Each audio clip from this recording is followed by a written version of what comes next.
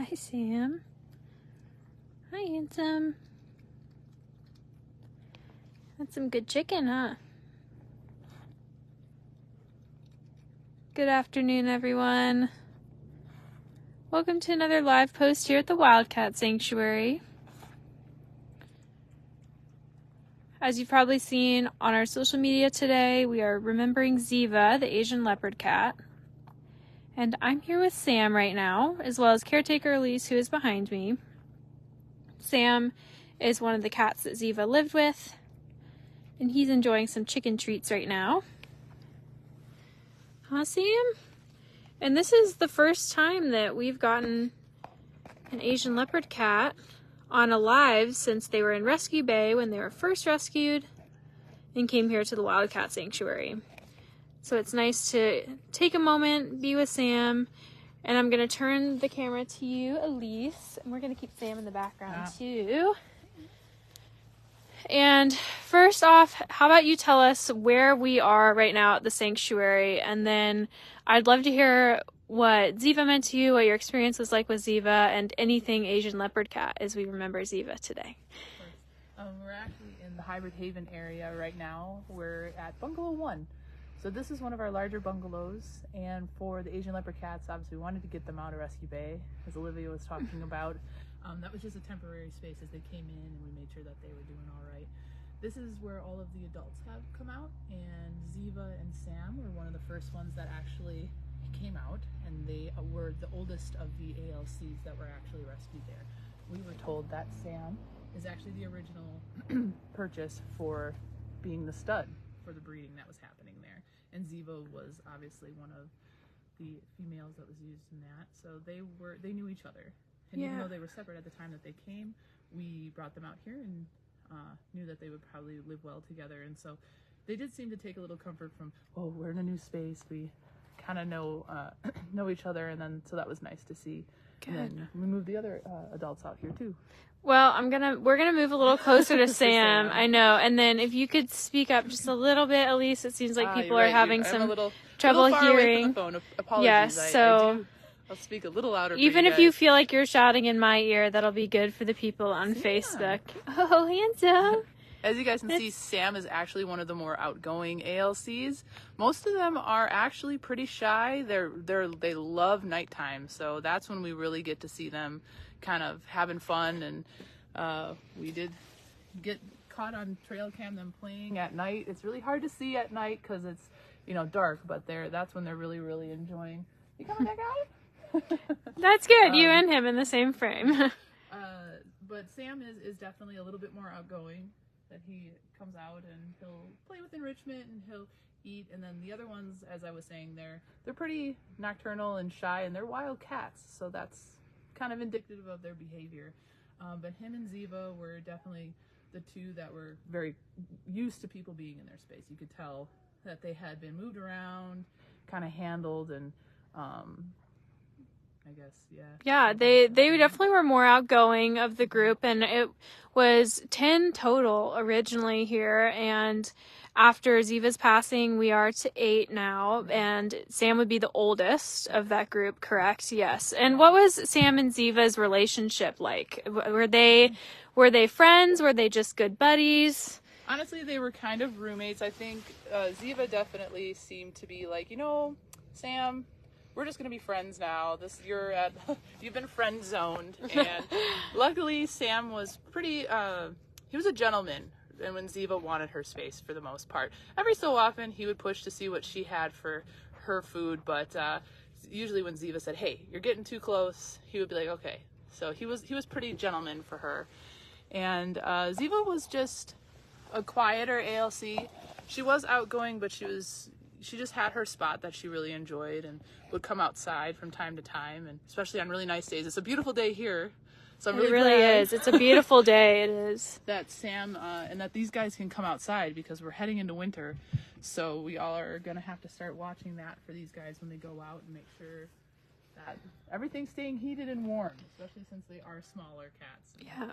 So, Elyse, you've been the primary caretaker for these Asian leopard cats. You have been coordinating who's friends with who's going where. This setup is really a result of your expertise now, because we could consider you an Asian leopard cat expert, but that wasn't the case probably, 3 months ago. So what has that experience been like for you? It was definitely a learning curve.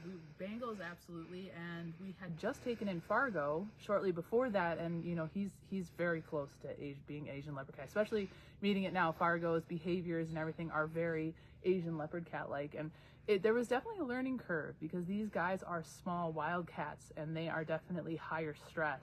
So learning how you need to move, what your quick movements are, how they're reading you, that's definitely different than the smaller ones. And then also their dynamics. A lot of times, like if you're doing bobcat playdates, boys seem to do better, but with the ALCs, girls actually seem to do better together. So kind of learning their personalities, who's subordinate, who's not. Right now, Aiden and Apollo have made friends, and those are 2 boys. And we did try Rue, and Rue says, "Nope, I am a bachelor, and I don't need any friends." So, but yeah, it was definitely like just learning their dietary stuff, also just about them and like their metabolisms and everything. It's quite impressive how much food these guys can eat, and they're still in great shape. But like a pound of food, some of our younger ones are eating, and I know, that's amazing. It's crazy. We do have some questions about going in enclosures, petting them and whatnot, but I think a larger overarching question that a lot of people might have is, what is your relationship like with all of them? How would you describe it? Are they big people fans? Because I know the answer to this, but I don't know if everybody else does. Yeah, so honestly, they're not the biggest fan of people, even the ones that are more social. It's more like tolerating you in their space, especially since, we bring them the food and we bring them enrichment and stuff to play with. Most of the time, it really is them tolerating us in their space. As you can see, Sam will come up and he'll check out the camera and he'll see everything, but they don't want that interaction to be touched or handled. They definitely come up and smell, but if you make any kind of movement toward them, they just back off. It's not what they're looking for. So that's definitely something that we've noticed. And their communication is definitely in hisses and growls, but they have, with each other, they trill. So that sound we know is positive. So when they're really happy with something, they kind of do this trilling sound. So then we know that's good. And I have not heard any of them trill at a human. I was about to say, have they trilled at you? I have gotten a little bit of squeaks and stuff from Minerva and from Rue, who are the 2 most social kittens. They'll come up and they'll make a little bit of that sound, or kind of, squeaks and stuff when I come with things, because they are a little more social. But even the 2 of them being social and pretty habituated to people being in their space, they don't seek out that kind of attention. Yeah, and I think, seeing Sam here talking about that and knowing, where they came from. I mean, you saw them at the Houston SPCA, you saw them before coming here. So if anybody can speak to the change, it's you. Have you felt like they've, really improved, settled into their wild at heart life? Are they becoming the Asian leopard cats they were always meant to be? Very much so. Yeah, there's been a whole shift in most of them. Even the ones that were social, there's a shift. And like kind of the memorial for Ziva, it was really great to see. You could tell that she was just like, okay, I'm moving again. They're putting me someplace. This isn't thrilling for me. I don't enjoy it. And then when she came out here to this bungalow and she had time away from people, she started being like, oh, this is mine. Oh, I can do things. It's not going to be taken. I have extra stuff. And it's the same with the others too. Eve and Mindy are in here, as well as Penelope right now. So we're kind of working on some playdates. The bungalow's divided.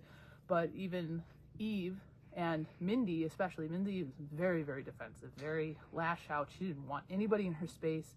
She was quite aggressive when she first came. Now she's calmed down quite a bit, and we've caught her many a times face deep in catnip or perfumes, and then when you see her, she quick runs off to her safe space. But she's come out of her shell a lot too. And another one is Aiden, who's a very quiet, sweet boy.